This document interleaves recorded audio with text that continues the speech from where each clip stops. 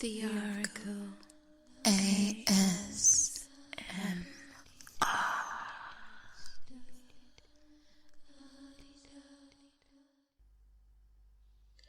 Welcome.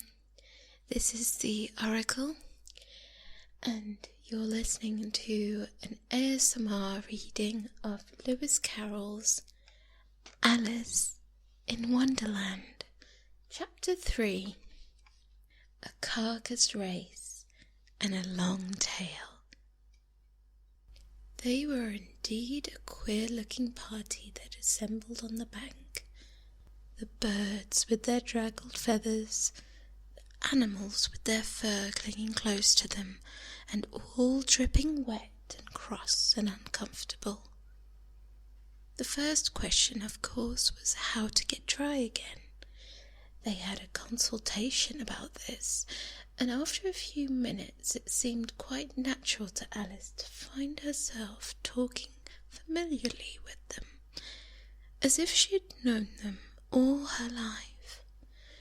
Indeed, she had quite a long argument with the Lorry, who at last turned sulky and would only say, "I am older than you and must know better."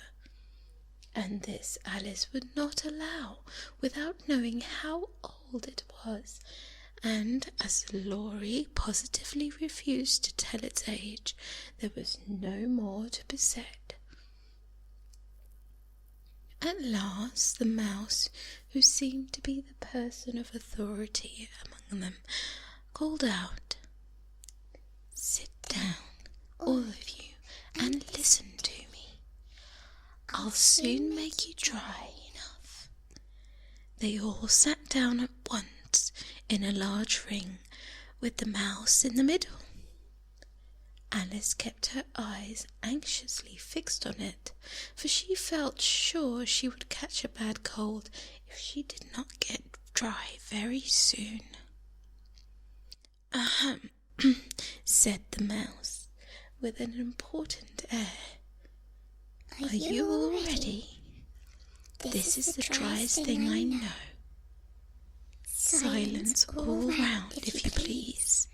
William the Conqueror, whose cause was favoured by the Pope, was soon submitted by the English, who wanted leaders, and had been of late much accustomed to an usurpation and conquest.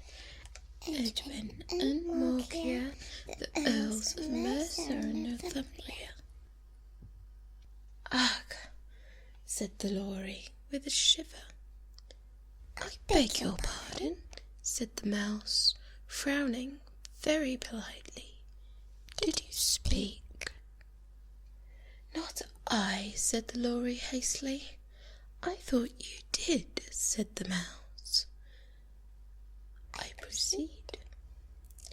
Edwin and 𝗦𝗢𝗏𝗥, the Earls of Mercia and Northumbria, declared for him, and even Stigand, the patriotic Archbishop of Canterbury, found it advisable."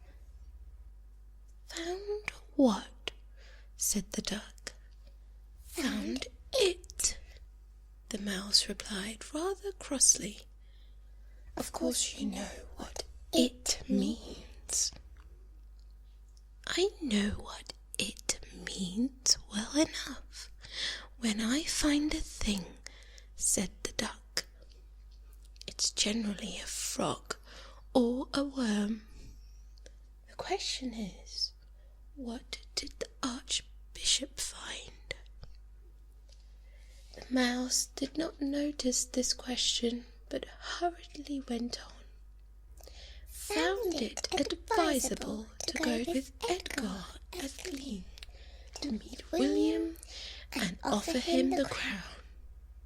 William's conduct at first was moderate, but the insolence of his Normans—" "How are you getting on now, my dear?"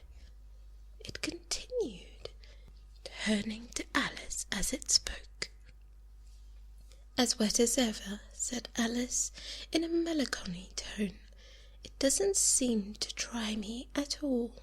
"In that case," said the dodo solemnly, raising its feet, "I move that the meeting adjourn for the immediate adoption of a more energetic remedies." "Speak English," said the eaglet. "I don't know the meaning of half those long words, and what's more, I don't believe you do either." And the eaglet bent down its head to hide a smile. Some of the other birds teetered audibly. "What I was going to say," said the dodo, in an offended tone, "was that the best thing to get us dry would be a caucus race." "What is a caucus race?" said Alice. Not that she wanted much to know, but the dodo had paused as if it thought that somebody ought to speak, and nobody else seemed inclined to say anything. "Why," said the dodo, "the best way to explain it is to do it. And as you may like to try the thing yourself some winter day, I will tell you how the dodo managed it. First, it marked out a race course in a sort of circle. The exact shape doesn't matter, it said. And then all the party were placed along the course, here and there.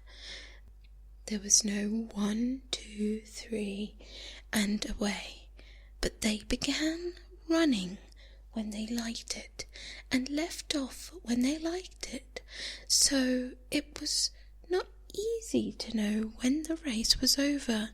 However, when they had been running half an hour or so, and were quite dry again, the dodo suddenly called out, "The race is over," and they all crowded round it, panting and asking, "Who has won?"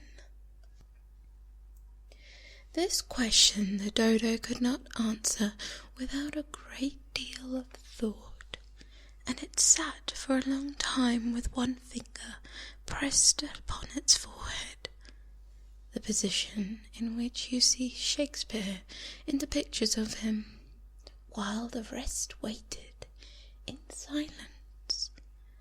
At last the dodo said, "Everybody has won, and all must have prizes." "But who is to give prizes?" quite a chorus of voices asked. "Why, she, of course," said the dodo, pointing to Alice with one finger, and the whole party at once crowded around her, calling out in a confused way, "Prizes! Prizes!" Alice had no idea what to do, and in despair she put her hand in her pocket and pulled out a box of comfits. Luckily, the salt water had not got into it, and handed them round as prizes. They were exactly 1 apiece all round. "But she must have a prize herself, you know," said the mouse. "Of course," the dodo replied very gravely. "What else have you got in your pocket?" he went on, turning to Alice. "Only a thimble," said Alice sadly. "Hand it over here," said the dodo.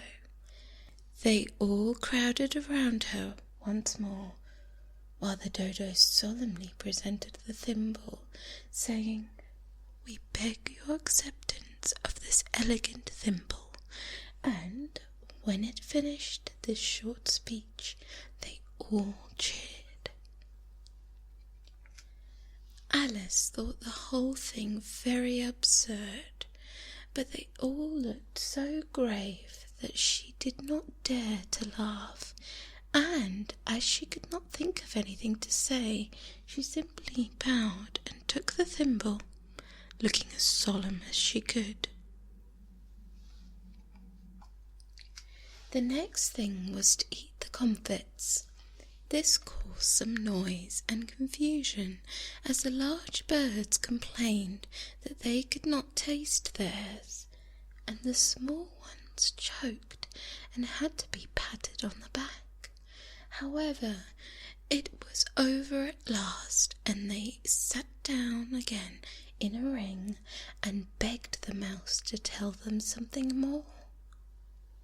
"You promised to tell me your history, you know," said Alice, "and why it is you hate C and D," she added in a whisper, half afraid it would be offended again.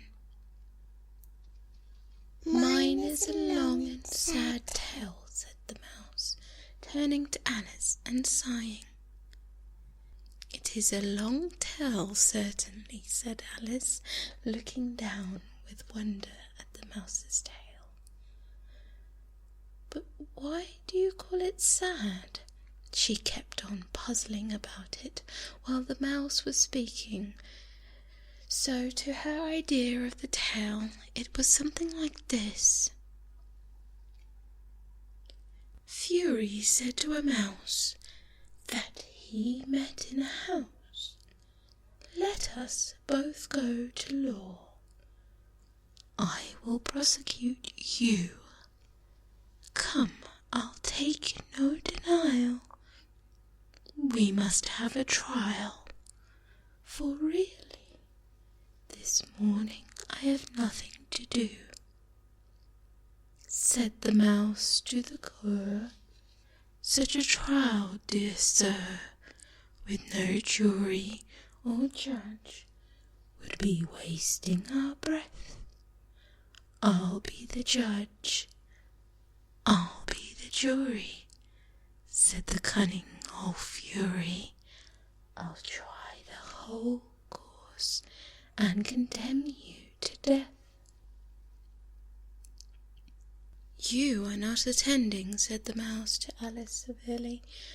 "What are you thinking of?" "I beg your pardon," said Alice very humbly. "You had got the fifth bend, I think." "I had not," cried the mouse sharply and very angrily. "A knot," said Alice, always ready to make herself useful and looking anxiously about her. "Oh, do let me help you undo it."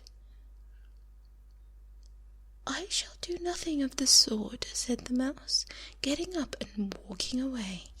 "You insult me talking such nonsense." "I didn't mean it," pleaded poor Alice, "but you're so easily offended, you know." The mouse only glowered at her in reply. "Please come back and finish your story," said Alice after it, and the others all joined in chorus. "Yes, please do." But the mouse only shook its head impatiently and walked a little quicker. "What a pity it wouldn't stay," said the Lory, as soon as it was quite out of sight, and an old crab took the opportunity of saying to her daughter, "Ah, my dear, let this be a lesson to you never to lose your temper." "Hold your tongue, Ma," said the young crab, a little sharpishly. "You're enough to try the patience of an oyster." "I wish I had 𝗦𝗢𝗖𝗜𝗏, I know I do," said Alice aloud, addressing nobody in particular. She'd soon fetch it back. "And who is Dinah, if I might venture to ask the question?" said the Lory. Alice replied eagerly, for she was always ready to talk about her pet. "Dinah's our cat, and she's a capital one for catching mice, you can't think. And oh, I wish you could see her after the birds. Why, she'll eat a little bird as soon as look at it." This speech caused a remarkable sensation among the party. Some of the birds hurried off at once. One old magpie began wrapping itself very carefully, remarking, "I really must be getting home. The night air doesn't suit my throat." And a canary called out in a trembling voice to its children, "Come away, dears. It's high time you were all in bed." Various pretexts, they all moved off, and Alice was soon left alone. "I wish I hadn't mentioned Dinah," she said to herself in a melancholy tone. "Nobody seems to like her down here, and I'm sure she's the best cat in the world. Oh, my dear Dinah, I wonder if I shall see you any more." And here poor Alice began to cry again, for she felt very lonely and low-spirited. In a little while, however, she again heard a little pattering of footsteps in the distance, and she looked up eagerly, half hoping that the mouse had changed his mind and was coming to finish his story.